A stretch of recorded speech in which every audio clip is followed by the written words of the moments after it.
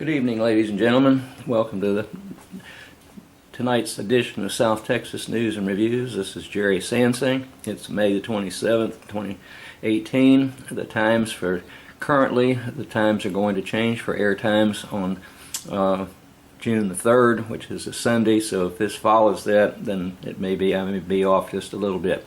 But anyway, there's my email address. I'd like to hear from y'all, and I always like to see what's going on, and I'll be right back. Hello, ladies and gentlemen. I'm back. I'm in the halls of the Garcia Science Building at Del Mar College, and this is just wanted to give you a shot of this so that you can see that when I start talking about trying to get information through the Public Information Act of Texas, then it's very difficult to do. And this is one that's got me upset.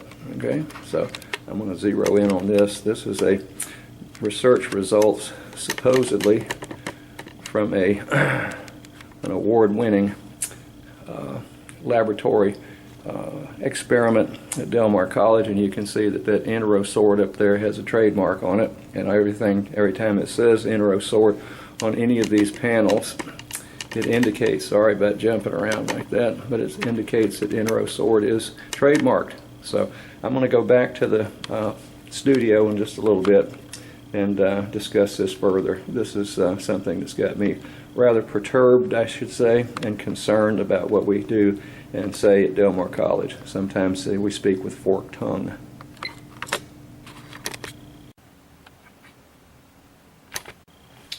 Good evening, ladies and gentlemen. Welcome to another edition of South Texas News and Reviews. My name is Jerry Sansing. This is on Memorial Day, May 28th, 2018, and we need to remember our fallen folks, and I'll discuss that in just a minute. The new air times starting this week and running through December are air times, or it's going to be Tuesday at 9 p.m. and Wednesday at 9 p.m., and that's Public Access Channel 10. My email address is there at the bottom. It's gsansing@gmail.com.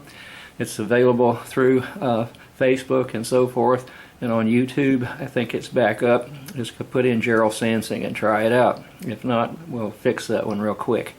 Anyway, please email me with any information you have or topics you want to discuss, and I'll be glad to look things up and help things along if I can. Anyway, I'll be right back. Okay, ladies and gentlemen, the lights are on, the camera's going. I'm going to go take my seat and discuss a few items. I may have a little bit of a repeat from the show that I did that airs just before this one, which is what's going on in Corpus Christi. It's Taxpayers Association and so forth and so on.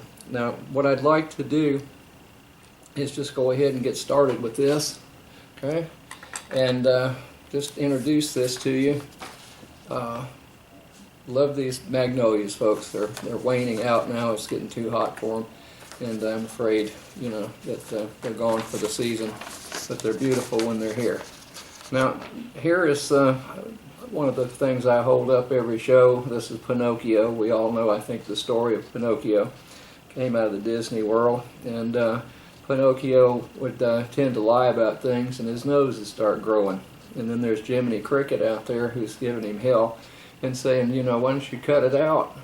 Now, this reminds me of a lot of our elected officials around here and some of the people that are on taxpayers' money as far as their livelihood goes and what they do, and I'm going to discuss some of that.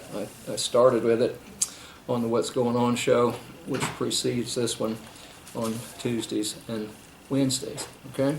Now, I did give you the times, I believe, at the beginning of this. I think it's 9 o'clock p.m. on Tuesdays and 9 o'clock on Wednesdays. It's on Public Access Channel 10, and that's either on Grande or Spectrum, and I think that if you have the AT&T system, that also airs on Channel 99, I think it is. It's 10 on the other two. Now, what I'm going to do is go back over some stuff that's irritated me for a long number of years. I am an employee at Del Mar College. I'm a full professor over there. I teach mostly microbiology. I can teach any of the biology courses and most of the chemistry courses over there, with my background being degreed in both biochemistry and microbiology. Now, I almost fell over the other day. It was on May the 16th of this year, and it says, "Right to Know is under assault." Now, this was Tom Whitehurst Jr., and he's a columnist, okay, with Corpus Christi Caller-Times, and I think he is the one that takes charge of all the letters to the editor and columns that are written and so forth and so on. Now, I did go over this on the other show, but I think it's well worth doing this time in case you missed that, okay? It says, "We the people are supposed to have the right to know what our government does and how it spends our money." Okay, well, president of the Taxpayers Association, that's who I am, okay, I believe that wholeheartedly. Now, I'd also like to say that this is Memorial Day, and that is dedicated to, it's a national holiday and a lot of state and local holidays, and it is to honor those individuals who have fallen in battle as they have fought for this country, okay, our military people. And there have been some civilians that were involved with that also, okay. Now, I am the product of a very highly decorated fighter pilot. He flew in World War II, got shot down, walked out after shooting a bunch of Germans on his way out with the French underground. He was very fortunate not to be captured and so forth and so on. He also flew Korea, and he also flew 350 missions in Vietnam.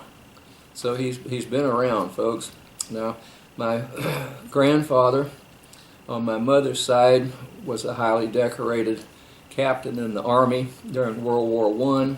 He was an engineer and an artillery officer. He was shell-shocked during that, and he was gassed with the mustard gas and so forth. And he paid an awful high price with his health over the years because of his activities over there. Okay? So I come from military background, military family, and I appreciate the number of people who have sacrificed themselves for my right to free speech. Now, I'm told at times that, that I talk too much and I don't have the right to do this, that, and the other, which I wholeheartedly disagree with, because if you go back and look at the Neville Brothers and one of the songs that they put out, one of the lyrics in there is, "It's freedom of speech as long as you don't say too much." And that's the mantra over there at Del Mar College where I work, okay? Now, I was in private industry and research business for a long time before I retired from that and came to Del Mar College. I can't believe I've been here almost 30 years. It'll be 29 this year. I came in '89 in August. And so, I'm going to finish out my 29th year in great style. But I do have my freedom of speech, and therefore I do exercise that with the Taxpayers Association and on my television shows. Somebody's got to sit and tell you the truth, okay? But that right to know is under assault. Now, what he's talking about here, it says this should go without saying, but unfortunately this fundamental right is under assault here in Texas. All Texans should be outraged. This isn't just a right of news media to inform to information for news stories. It's a right of any Texan to find out how tax money is being spent and how officials arrive at their decisions. Okay, we do have that right, or we have had it in the past, folks. Thanks to the legislators, they always want to cover things up. It's like the Manhattan Alley Cat story that I tell. I was in Manhattan many years ago at an international biochemistry meeting, I think it was, and I was presenting research results. And I went and saw a play. It was called Pippin, and if you ever get a chance to get a hold of the tape or see any of that, then it's well worth the time to do that. It's a magnificent Broadway play. But then, as I was returning back to my hotel room, I was standing in the middle of a block, and I was going to break the law and jaywalk across and save me a trip way down the other end and back. And I heard this scratching on the sidewalk behind me.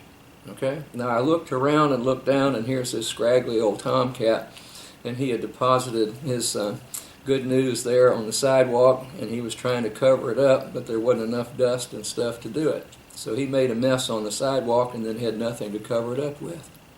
And that's the reason that I think that a lot of stuff goes on with our politicians around here. They make big messes and then they don't have enough dust, dirt, or whatever to cover it up.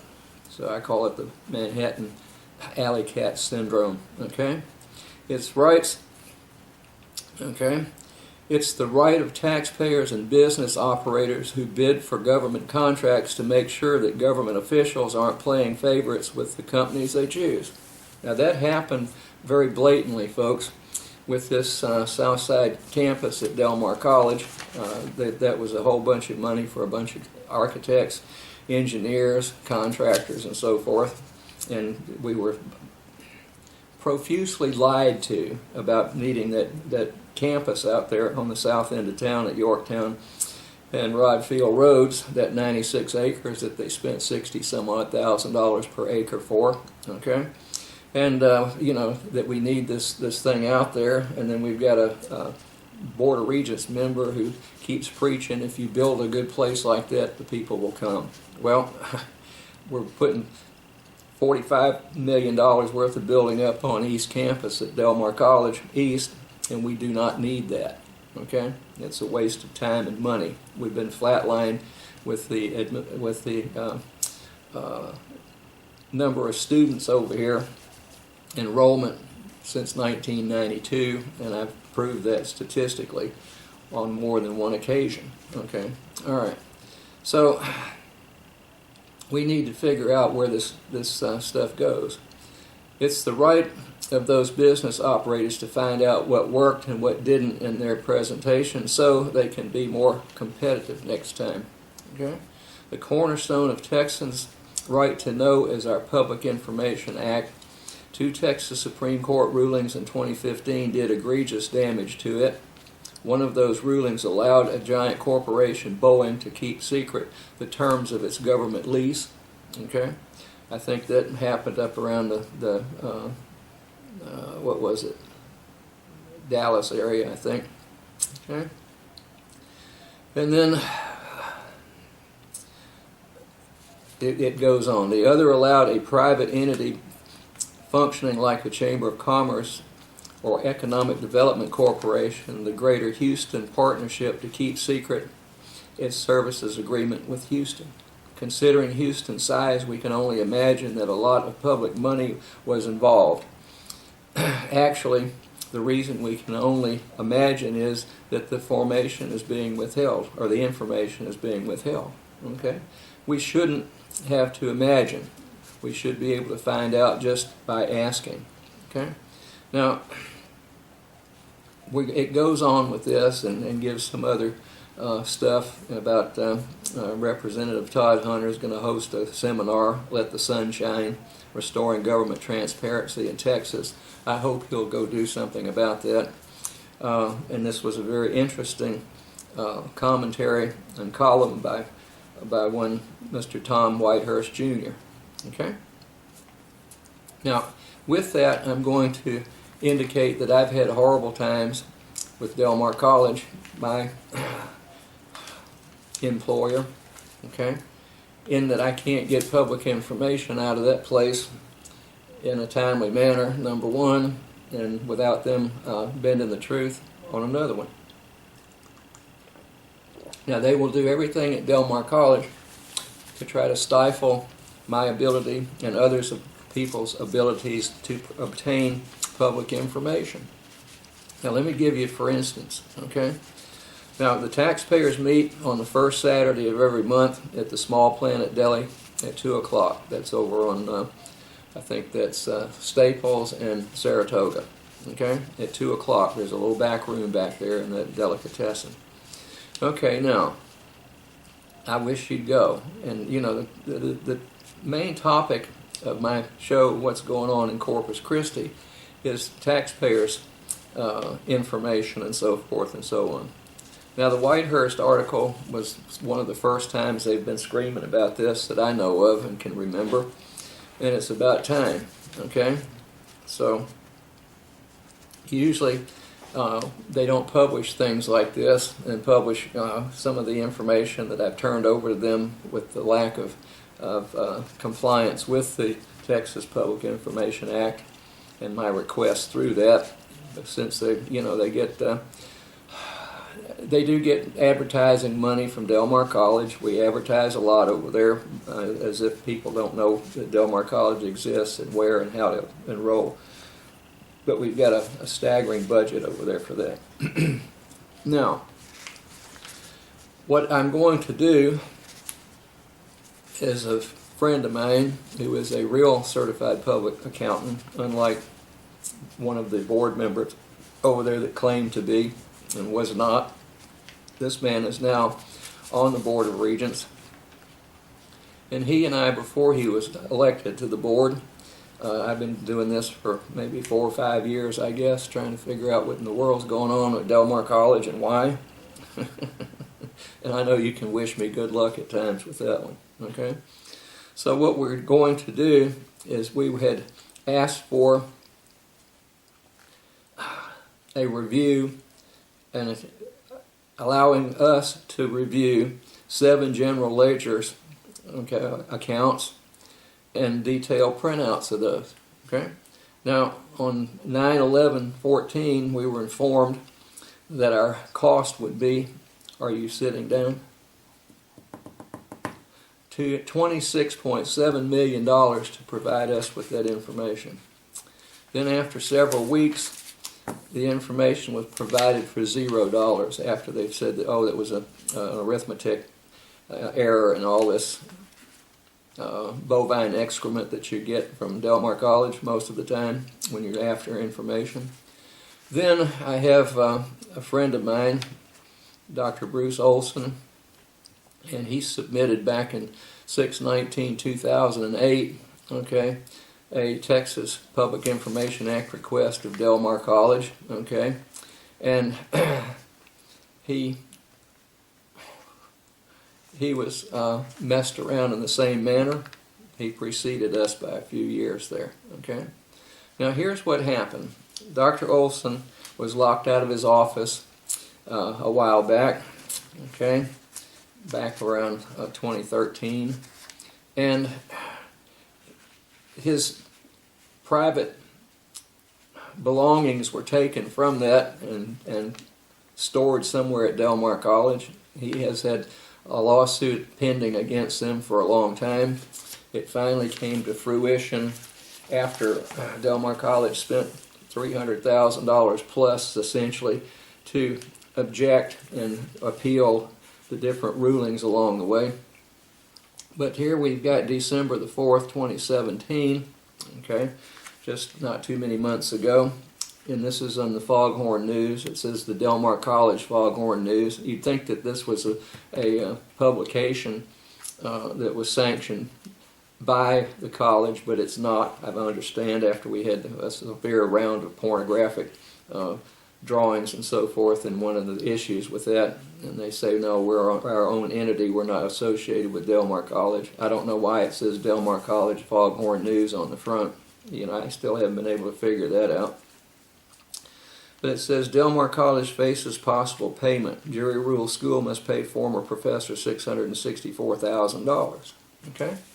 Now, as part of that, they have appealed that, and then this was a jury had ruled that they owed the money to Dr. Olson. And of course, they're going to appeal that again, apparently.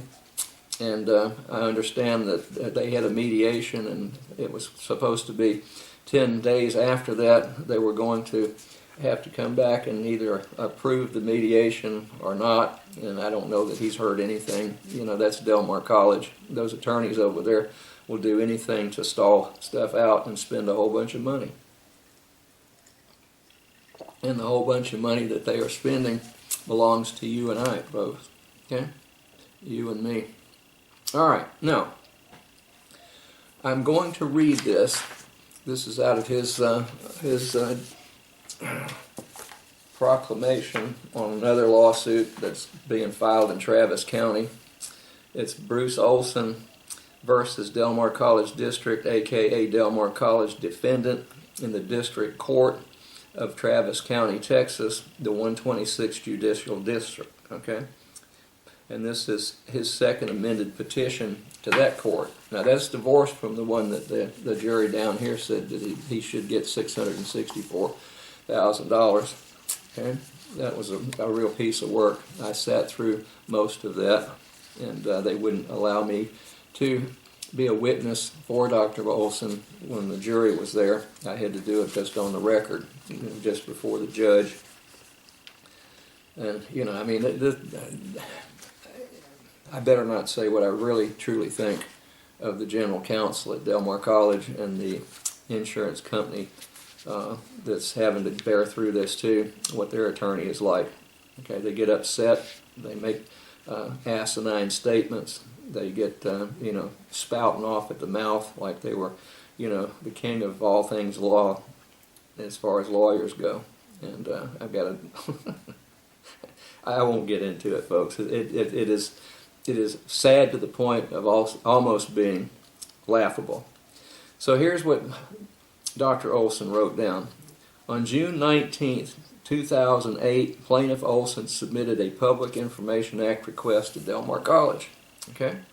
On July the 9th, Del Mar College responded with a short email estimating the cost for plaintiff's request at $6,978.75, without itemizing or explaining the alleged expenses. Plaintiff paid the $6,978.75 bill on July the 16th. Okay?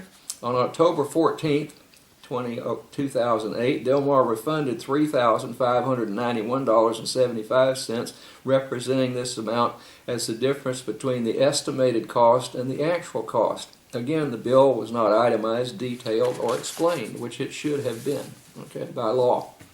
Okay? Now, and that response, June 19th, request violated the Public Information Act, okay? Now, that's when you have a failure to do this, that, and the other, okay? And in failing to act in good faith in computing the cost in violation of Texas Government Code so-and-so, failing to provide the requester with a written estimate of the total cost, including materials, personnel, time, and so forth, failing to provide requester with a written statement of the amount of failing to provide a written itemized statement that details all estimated charges that will be imposed, including any allowable charge for labor or personnel costs, okay, which is in violation of the Texas Government Code section 552.261A. Okay? Now, then it goes on over here, okay? Now, on July 16, 2008, July 21, 2008, and August 15, 2008, Plaintiff Olson made good faith attempts to, and reported those to the Texas Attorney General's office. Okay? Plaintiff had a good faith belief that actions he reported were in violation of the Public Information Act, and belief was objectively reasonable because the actions were needed in violation, or indeed in violation of that. Okay? So he pitched a fit on that one, and then it says here that in fact Del Mar's non-compliance was so egregious that on December the 3rd, 2008, Del Mar's Chief Financial Officer, Stephen McGregorian, admitted Del Mar's violation of the Public Information Act and refunded the remainder of plaintiff's $6,978.75 payment. That's Del Mar College, folks. That's your college that you support with a great deal of tax money. Okay? Now, I've had some other problems with those clowns over there and clownettes. Okay? So, what I want to do, I'm currently very concerned about some things over there. Okay? Now, what I've done is I have asked for, and this goes back to Dr. Olson's law cases and lawsuits and so forth and so on. There is a company, a law firm of Graves, Daughtry, Heron, and Moody out of Austin, Texas, that is hired by the college to make certain legal decisions, okay, and provide them with information. The people have made a small fortune over the years, okay? And what I have done, and this is to find out how much they spent on Dr. Olson's thing, since we do have a general counsel and we've got an attorney for the insurance company that we pay premiums to that are supposed to cover Del Mar's butt when they get out of line. So I wanted the information, and this is not the first time I've asked for it, okay? So on April the 30th of this year, I asked for information. I said, I'm requesting the ability to review any and all billing records, invoices, and related hourly billing entities presented to Del Mar College by any attorney associated with the law firm of Graves, Daughtry, Heron, and Moody, Austin, Texas, between November 11th, 2016, and the date of this letter. Okay? And I told them if they've got any problems, ask me. Now, I get this letter from that law firm, okay, and it's sent to me. I think there's another one that was certified return receipt. They send it both ways to make sure that I get it. But it says, on behalf of Del Mar College District, we submit this 15-day letter brief regarding the above reference request for decision. Representative samples of the information the college seeks to withhold is attached in Exhibit A, which they don't attach for me. As noted in the college's 10-day letter, the college received the public information request on May the 1st, 2018. Okay? And then it goes on. Now what they're saying is that they can invoke attorney-client privilege. Now I've got tons of invoices showing that we've paid multiple tens of thousands of dollars to this company, or to this law firm. And now, you know, they want to keep all that information away from the public. Right? So this is what we get paid for. All right? It's an abomination, folks. And this is by the same guy that comes down here and cost Del Mar, I think it was $4,000 just to drive from Austin down here and then drive back up to Austin. Yeah, William Christian. Okay, he's one of the attorneys with that firm. So, you know, I've had problems with that. Now, another thing that I'm having problems with is something that I think stinks to high heaven that goes on at Del Mar College. Okay? Now, as I said, I was in the research business for an awful long time, folks. And when I said that I had conducted research, I had data books and hard evidence to prove that I had conducted the studies that I said that I had done. Okay? Now, one thing that bothers me at Del Mar College is we have a couple of privileged souls over there that, you know, they're constantly bending this, that, and the other. And I found out just how bad and blatant that is by this big poster that's in the hallway of the Garcia Science Building and on East Campus, Del Mar College. It says, "Combating antibiotic-resistant bacteria with Introsword trademark." Okay? Now, what they've done is they have these big posters around, and they say they've won all of these national and international competitions with this research. And I've asked for all the data books, and I want to know what in the world they're doing with this. They've got photographs of different things that they say were done in the laboratory. And then they say that it says Introsword had a strong scientific team, okay, that worked on this, okay, and generated evidence showing that the product functioned as marketed. Okay, so they lead you to believe it's on the market. It's a trademark. So I got real curious, and I said, well, I want to see about that. So I went into the trademark list at the federal government level for any copyright or trademark or whatever, and it doesn't exist. Now here it is on the walls of the Garcia Science Building, this big poster with balloons and confetti and, you know, ribbons and all this other garbage up there. And this is what was awarded a big prize at one of these research meetings, okay, scientific meetings. So I got real curious and I looked it up. Okay. Now here it is, Enterosword with the big trademark there. Okay. So every line in here, when it mentions Enterosword on that big, it looks like about a 4x8 sheet of paper up there. It may not be quite that big, maybe 4x6. But it says trademark, trademark, trademark. And according to me and my studies, the federal government doesn't believe that's happened. Okay, so in my curiosity fit, okay, I said something stinks here, real bad.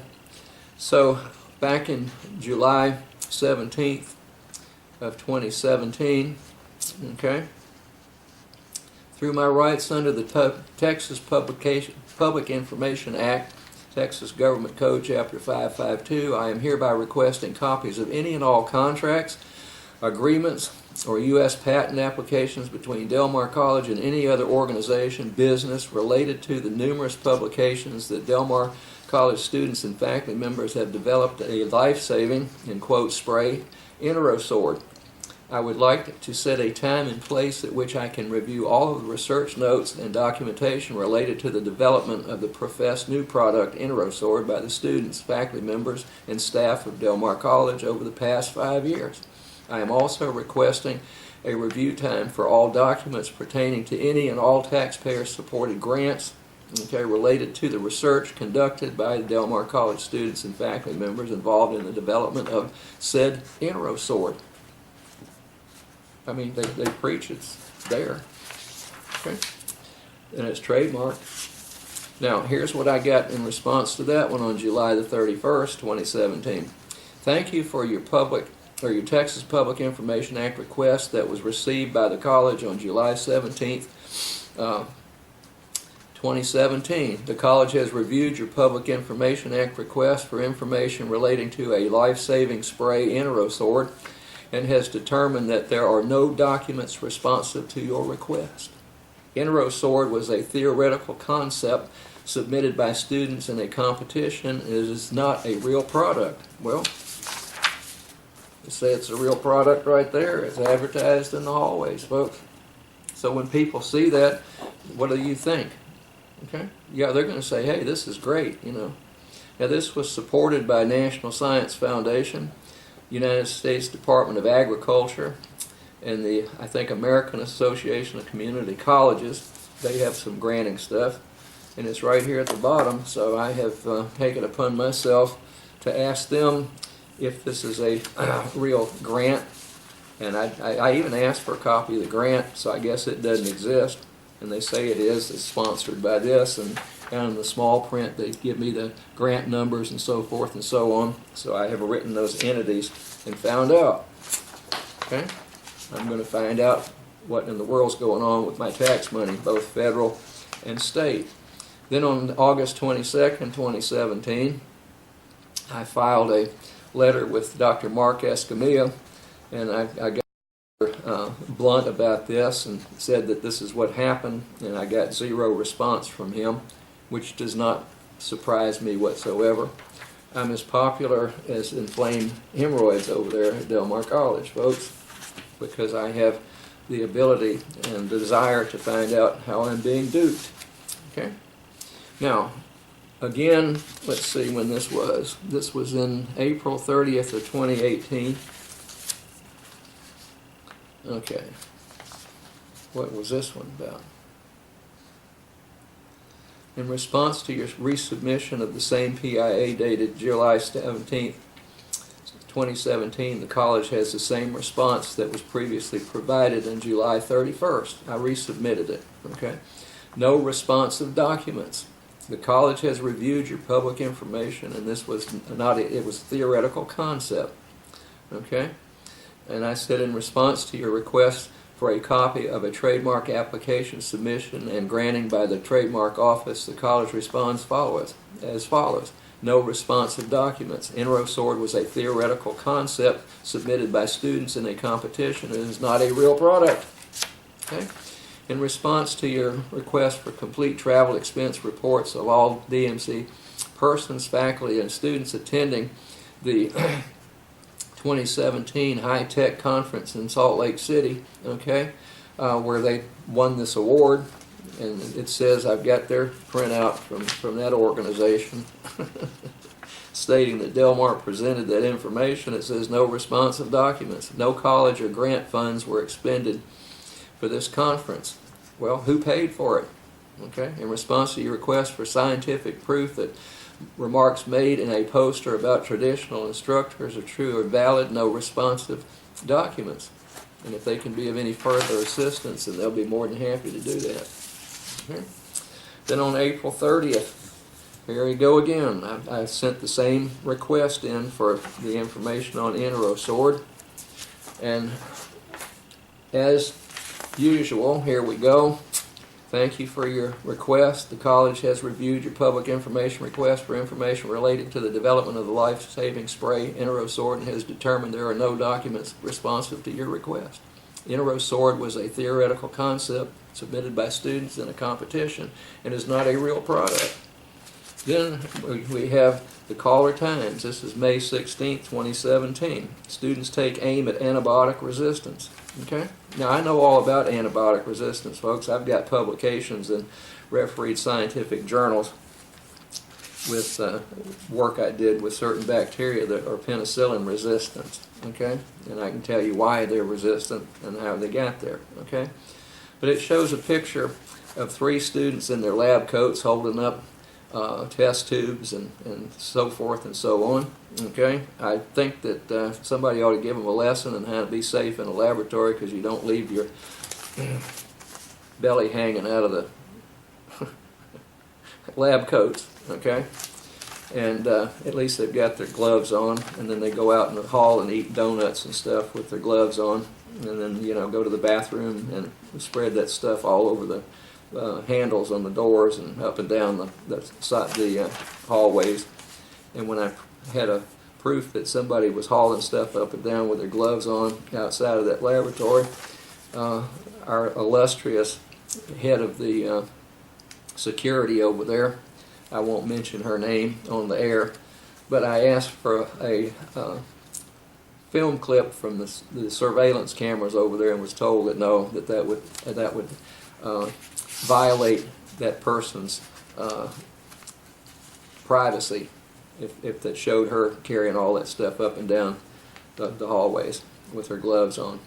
Okay. Now, their product, Interosorb, landed the group in the finals for the National Science Foundation Community College Innovation Challenge. Okay. Interosorb is a detergent that kills harmful bacteria on surfaces and medical equipment. Is. Okay? I don't know how it can be is if it's theoretical. Maybe it is theoretical. Maybe that's what they meant to say. Okay? The viruses in the detergent are tailor-made, targeting only antibiotic-resistant bacteria. Well, if there's no research notes, then how can they make these wild statements? Okay? What you see here is the cutting edge. Our biotechnology program is outstanding. Okay? When we get to do real research that is impactful to the scientific community, it's transformative and pivotal to say the least. This is where the future of medicine is going. The future of medicine is not bovine excrement, ladies and gentlemen. It's theoretical. Okay?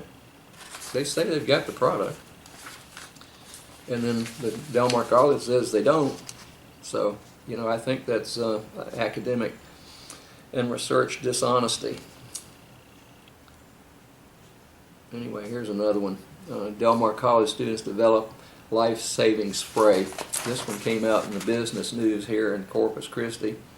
The Corpus Christi Business News in July 2017. It's a paraphrase what that other one said. Okay. Authentic research is embedded into the coursework at Del Mar College, one of the first community colleges accepted into the Howard Hughes Medical Institute Science Education Alliance Phage Hunters program. And here it is again. Del Mar College science student wins traditional prize. This is a lot more recent, this January 22nd of this year, there was another student. I won't mention that student's name.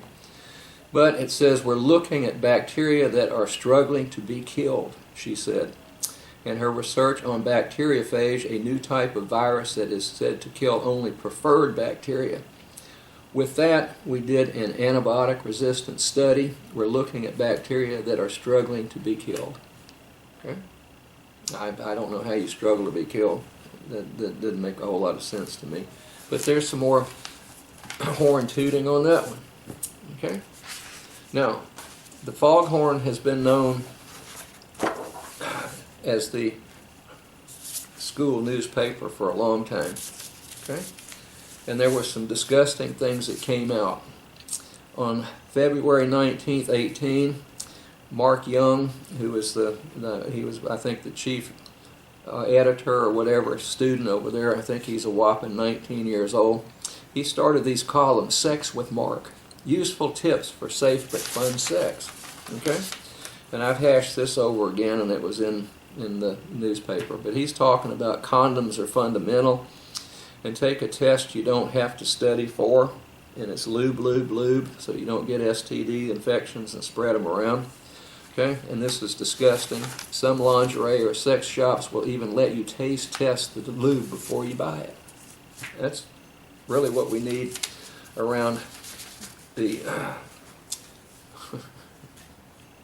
collegiate high school students, right? Finals aren't the only thing going down, and here are four drawings of different sexual positions by there's two females, two guys, a male and a female, and I don't know what this other one is. I guess that's female and male in different sex positions. Okay, and that's really what we need over there at Del Mar College. Now, when that was brought to their attention, you see the foghorn. It says up at the top, just below at Del Mar College, Foghorn News. But they disavowed this clown that wrote this article, both of them, and I think there was a third one in there somewhere, you know, Sex with Mark. But, you know, I mean, 19 years old, and then it says in the Caller Times that Del Mar College apologizes for student sex column. Del Mar faculty takes shots at sex column illustrations, which were very graphic. Freedoms of student newspapers worth the risk. This was a guy by the name of Ron George. He's a blockhead, taught journalism at A&M University from 99 to 2006. And he is a former news writer for the Caller Times and retired as a research development officer from Texas A&M University Corpus Christi in 2015. He writes for pleasure. Okay. So I just wanted to let you know that I think that was totally uncalled for and despicable.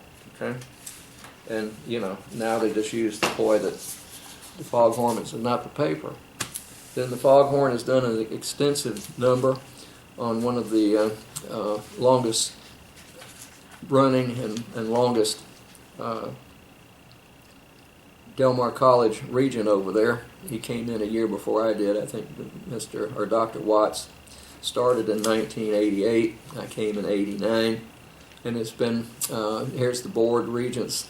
You know, OK's fifth probe on Watts. They call him a racist because he wants to up the quality of the education over there, and way past that foghorn article on sexual positions and partners and stuff. And then it says Del Mar Regent Guy Watts resigns. He was District 4. He finally gave up. And then it says it's official. Del Mar Regents accept Watts' resignation. So they forced him out. And then the editorial in the Caller Times, and they tend to take up for things like that. It says Del Mar Regent Guy Watts' exit isn't enough. And they get down on him for his long, term and so forth. So, you know, it's freedom of speech, folks. Particularly, I wanted to mention that today on Memorial Day, because there are an awful lot of people who died fighting for this country, and the reason that they fight for this country is my freedom of speech, number one, and some other freedoms that I enjoy. Okay. First Amendment, Second Amendment, and so forth. And then we have Nick Jimenez, who calls anybody that's not Hispanic a racist and a bigot. And he you know, if you're not part of the Klan over there, and then Nick's going to call you a racist sooner or later. Okay? And he did it again. Delmar board position is a lovely opportunity. So what we're going to do is we have, after Mr. Watts had stepped down, he's going to now run at large. That's against the at-large member, so he can, you know, go district-wide with his views of things over there. But don't follow Guy Watts' example.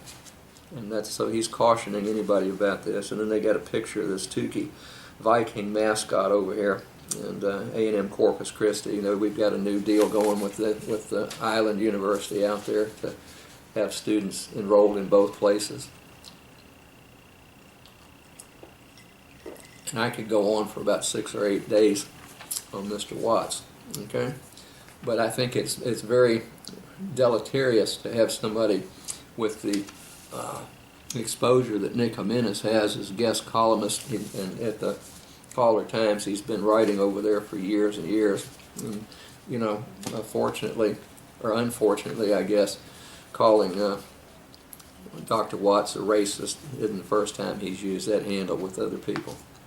All right, Texas is hurting its schools and homeowners, and this was written by Mike Collier, and he is a Texas CPA. Texans all across our beloved state are opening their property appraisal notices and feeling a sense of helplessness. How can it be that our property taxes are going up faster than our state's population and inflation? Okay, something is definitely wrong. And he goes on to explain that, how we're, you know, hurting schools and their homeowners by upping all this stuff. Just you know, millions and millions of dollars, in the billions now. So, you know, and then we have shortfalls in the billions of dollars. But, you know, you taxpayers out there need to come to the meetings. First Saturday of the month at the Small Planet Deli, Staples, and Saratoga. All right? In Corpus Christi's addiction to corporate giveaways. Well, here we go again. This is Tom Krempel. He's a retired college administrator. He serves on the Corpus Christi Library Board. This was very interesting. It says, folks, it's time we face facts that admitted that our mayor and city council are seriously addicted to what is commonly referred to as giveaways, more formally known as corporate welfare-itis. The evidence of this addiction and its deleterious effect on the community is right before us. Okay? Just this week, the council got a fix for its addiction by handing out $3 million of your tax money to a private developer. As with giveaways in the past, there will all be promises about how this time it will be different. Jobs will be created, facilities will be built or renovated, no more money will be needed, and so on. So then we can have these corporations around here that got severe tax abatements, okay, and many of those, you know, and the beat goes on. I hate to do this to you. All right, fewer students this spring. This was another lie that was perpetrated by Delmar College, particularly the administration, that enrollment was going to be up and so forth and so on in the fall, and we were going to be all in, you know, rolling in the money. And guess what? It didn't happen. Okay? And then city mulling bond projects. Leaders working on a list for a $96 million bond election. And what we're going to do here is we're going to put this before the voters in November for street repairs, parks, and other improvements. The City Council received a presentation on Tuesday regarding the latest draft of several propositions that would be on the ballot in November. Okay? And the beat goes on. Here we go with $200,000 for Beach Avenue bike mobility, $1.25 million for North Beach area primary access, $300,000 for North Beach pedestrian bike Gulf Spray Avenue access, $250,000 for North Beach coastal protection. Okay, so it sounds like It's all going to go over on North Beach as I run through chug hole after chug hole after chug hole and blow tires out on county roads around here, and it's a real wonderful thing. Okay, and then we've got united effort will make Old Courthouse back into an asset. So we're going to spend, I forget how many millions of dollars, a giveaway to a developer. Then the developer is required to spend a minimum of $40 million rebuilding the courthouse.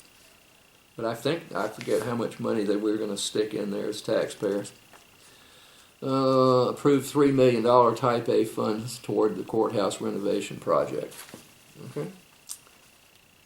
So Greg Smith here, I think he is on, is he the same guy that's the city councilman, District 4? Yeah, that's him. So he's preaching that. It's going to be it's going to be a heck of an asset over there. Okay. And then the Old County Courthouse sale almost completed. And, you know, that was back earlier this month. And then it says here, sold the old courthouse. There's a picture of the head, you know, our Judge Lloyd Neal and Mike Pusley with county commissioners and so forth signing the historic building to be restored to 4-star hotel. This is going to be the day that people will remember as the day we turn this city and this county around Judge Lloyd Neal. Okay? And then it's Debbie Lindsay Opal, city council member. Hats off to the players who made this happen. I think it's going to be a transformation of Corpus Christi. By building another hotel, yeah, that's really going to kick us off, isn't it? Okay. Corpus Christi, to look closely at desalination. Okay. Now, I fought that when some people wanted to put a desal plant over there. That's when you take seawater in and you remove the salt and you get pure water out without all the sodium chloride and other minerals and chemicals in it. And you know, I'm not supposed to know what I'm doing after I don't know how many years as a chemist, but that's the spin from Delmar. He's a moron. He didn't know what he's talking about because we don't know what we're talking about. All right, so what we're going to do is spend a bunch of money and try to get 2 desal plants out there, one on either side of the ship channel, so that we can grow even bigger. Okay, it's going to be an economic decision, McComb said. This is our mayor. We're not going to pay 2 times what water or groundwater is worth to get desalination just to say we got desal. Okay, I'll believe that when I see it, Mr. McComb. But with technology and the demand growing and the population growing and industrial use growing, you've got to have an adequate supply of water. Now, I don't see that growth. It's certainly not in the population around here. All I can see is bank accounts growing like mad with that boondoggle called Southside Campus at Delmar College. $500 million to put 20,000 students out there when we're been flatlined in the attendance over here with the number of students that we've got enrollment since 1992. We're really bursting at the seams, aren't we? And back then we didn't have 22% of our students were dual credit that don't go to class on campus. We're paying $4,000 a month for, I think, what is that? The some program, undergraduate, or maybe it's the high school, the equivalency testing out there in Alice somewhere. $4,000 or $5,000 a month. You know, when do we get that money back, ladies and gentlemen? Okay. GED program. Policy to be created for late utility accounts. Now, one of the things that really bugs me is that I had a lot of faith in and belief in her worth to this city manager, Rose, and I think she quit because of this late utility account by some of the big shots around here. And I think, what is it, Cane Beef owes $400,000 in back taxes. And then we've got utility bills that aren't being paid by the big shots and so forth and so on. Though no information has been released, Macomb confirmed that council received a memo last week about Schlitterbahn Corpus Christi owing more than $70,000 in delinquent utility payments. That's been a pain in the neck, okay? That's all we need. And like I say, $400,000 in back taxes from Kane Beef, the slaughterhouse over there. The more local the news, the better. This was by Robert Haight. He's a former lawyer and I think district judge around here at one time. And he said that what we need to do is concentrate on how about revisiting the Regional Transportation Authority. We tax ourselves about $37 million a year to support this operation. Is this a good deal for Corpus Christians? Perhaps a more critical eye could be placed on the services it provides. Eliminate the Taj Mahal, entitled Attitudes of its Management and Board, and figure out more efficient and less expensive delivery.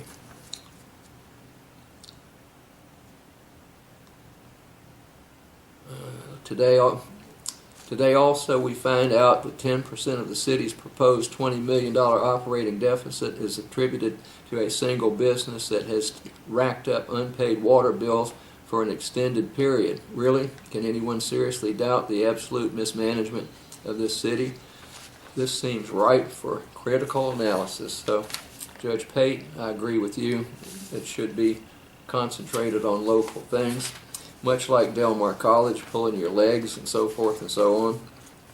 Cheniere OK's expansion of Gregory plant, okay, so that's the gas company over there. I don't think they've been too much trouble, unlike Voestalpine with that black soot and stuff going over there, and M&G Plastics, which bailed out on us. And those were giveaways, folks. And, you know, I'm not going to take it easy. All right, don't lose the vision for Shoreline. This was Johnny Cotton, and he says it's going to be great to keep building up downtown over there. City Manager Rose resigns. This was on 5/16/18.